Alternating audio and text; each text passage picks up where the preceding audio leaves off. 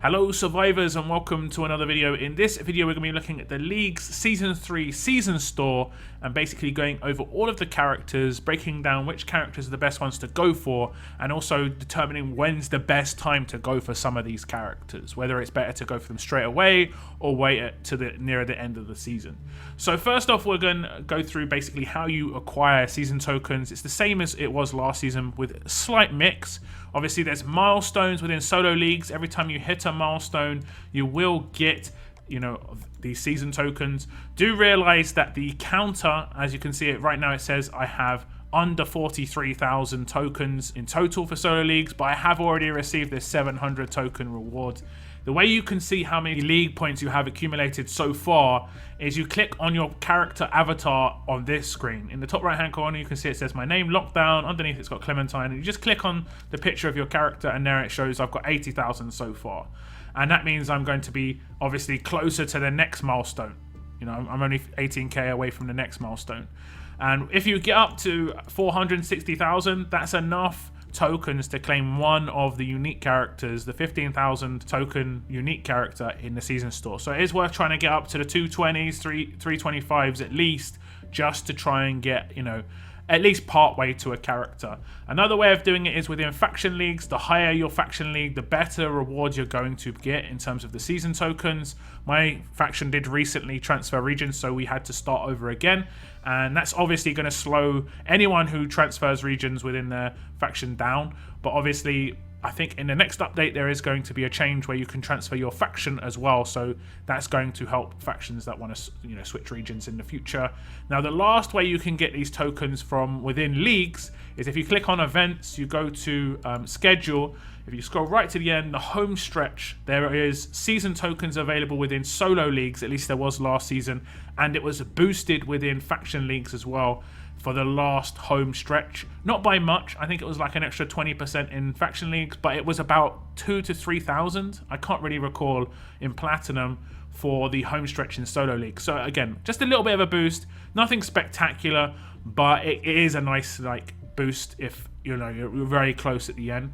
The last way that we can get obviously these tokens is going to be within missions, and the missions are still sitting here. We don't know when this is going to happen. It should be within the next update. We can see there's a couple of missions in terms of reach Division 2 in Bronze League. Once this unlocks, you're going to potentially unlock, depending on what division you're in, you're going to unlock loads of rewards, and there could be thousands tied behind this.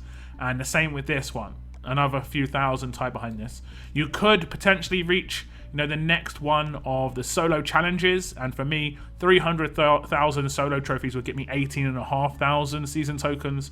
But this is a one-off. These season tokens from missions do not come back again. So once you've claimed them, they're gone. So let's look at the characters in Season Store. And there are 6 characters. There are 3 5-stars, 1 returning 5-star ascendable, in that it's not a brand new character, and then 2 unique characters for this season store. We're going to start off with the 5-stars and we'll go from left to right. We have got Victor, who was one of the best characters within the 5-star era. He was heavily utilized on the first turn fast attack teams. He obviously could debuff the entire team, and the follow-up AoE damage from a Lester or from a Sandy was immense. It dealt with Andrea defense teams really well, but it pretty much destroyed any team out there. I would say in terms of his viability right now, he could potentially be used on an early rush team if you do have the right weapons to get AP boosts for your 6-stars like Alpha and such. But there is a better character out there because they also debuff the attack of 6-stars, and that's very, very useful if you're using 5-stars in your attack team, and that is Fast Carson. He does pretty much the same in terms of a defense debuff, but he also does the attack debuff.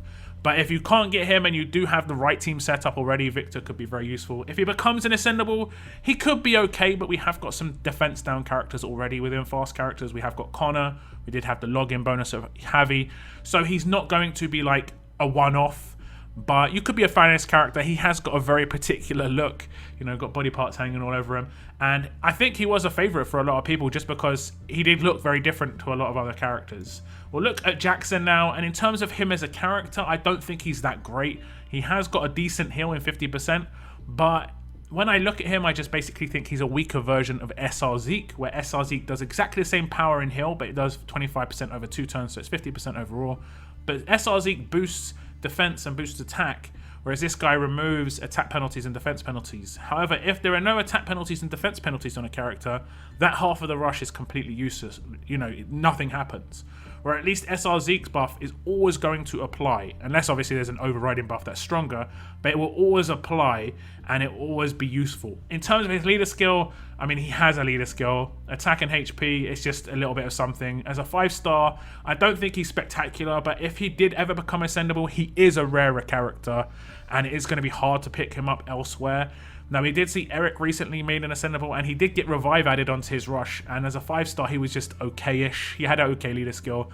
The same can be said for Jackson, he's just okay-ish. So, as an ascended character, he could be good if they, obviously it depends what they add onto his rush. Now, lastly, there is Clementine, and she is a massive fan favorite within the Walking Dead series. Obviously, she's an iconic character from the Telltale games, and this is the first time that Clementine has ever been made freely available, in terms of you don't have to go for RNG wheels, you don't have to go for RNG depots or ascendants, and I think that's pretty much of every single star of her as well. So even her 4-star hasn't been made like freely available. You kind of had to still get lucky.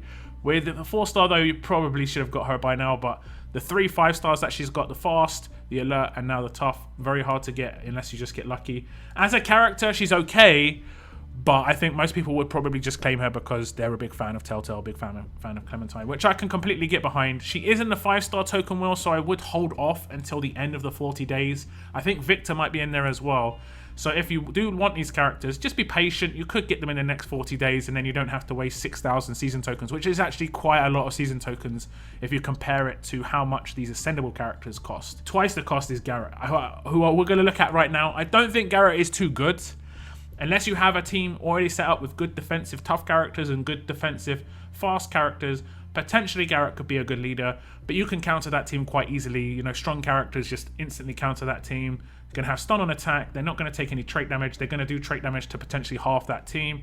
And I don't think he's a good 6-star, in my opinion. I don't think he's going to get any better. You've got to look at the potential of these characters getting better. I can only see him getting worse because I can just see more and more better characters get released, and that will just push him down the pecking order. I have 2 of this guy. I've never really used him. I have used him maybe on Faction Assault. I think I did have him where he was a leader because I could use fast and tough characters against Tara once. So I used him as a leader. That's the only use I ever had for him. I don't think he's a great character. He could potentially work behind an Eric, but I just don't think he's super great. Unless you're a big fan, he was a very early character in Road to Survival, a 2-star strong character, I think. So if you're a fan, I can kind of understand it. But again, I'd wait until the end of the 40 days because he has been in RNG wheels in the past, so you could get him. Now, the 2 unique characters, I did go, break these characters down in length, but I'm just going to talk about their viability right now. In terms of Shawn, I think Shawn right now, if you think about what I just said about Garrett in terms of his future, his longevity, I think Shawn right now has only got space to improve. And that's going to be based on leaders that get released, AP on attack in particular with 40% attack. If that happens within free-to-play, only in the last month has those come out in promo, and those are the first characters that have ever given those bonuses to a strong character. When Andrea, the tough character, came out with that lead skill, Tyrese instantly became stronger. 85 AP cost was a bit too slow without an AP leader, but once the AP leader comes out, he's got much more potential of getting that rush on the 2nd turn for command or on the 3rd turn naturally, and the same can be said for Shawn. His damage output would be absolutely immense as well. He is a Generation 2 and his stats are really nicely balanced for a character. He hasn't got like huge attack, but it's not too bad. Now, I'd say Nick, out of the 2 characters, probably isn't as good, mainly because of, like I said in my past video, he is kind of like a fake Generation 2 6-star, in that his attack stat is massively boosted and doesn't really influence how his power is because he hasn't got a rush that is, sourced from attack. It is just a base attack. Maim is just a base attack. It would be better if he had like 500 less attack and 250 more defense and HP. It would have been a much better character. It would have been an actual Generation 2 character. The only reason I'd say Nick is worthwhile picking up is because he's a fast command, and historically fast commands have been very hard to come by. In the 5-star era, when it was a 1st turn attack team, it was 4-star characters that were the commands, and those are obviously holding AP weapons and stuff. So in the future, again, kind of like Shawn, but I think Shawn's a much more like in the next 6 months, whereas Nick could potentially be like over a year away. In a year, Nick could become really good. in a year and a half, Nick could become really good just because it's based off of how fast other characters' AP becomes. Because Nick obviously can command another character to become stronger. So Nick is a support character. His role does say damage, but he's definitely a support character. But I'd say in terms of the good pickups, I'd say Shawn is probably the best pickup, but not right now. He's going to potentially become better. Nick is probably the second best because these are both unique characters. This is the only way to get these characters. And if you are big fans of one of these 4 characters, I'd say pick them up, but wait until the end of the 40 days, just in case you get them elsewhere, just in case you get an RNG wheel come up and you do some pulls, 5-star tokens, walker tokens, whatever it may be. You kind of kick yourself if you did this, and just these characters are not really going to influence your roster the second you get them, but they're just more for, I don't know, for fluff and for fun to have on your team. Particularly Clementine, I can understand why you'd want to go for an iconic character like that.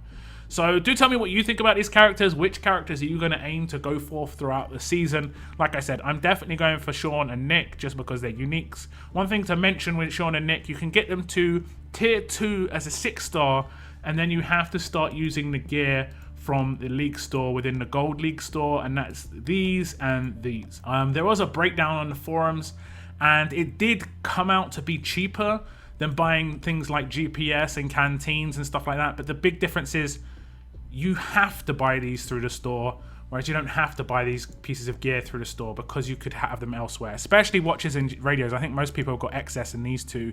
It's the smaller items that maybe are sort of an issue right now. So that's one thing thinking about, but even at tier 2 maxed out, they should be pretty decent on stats.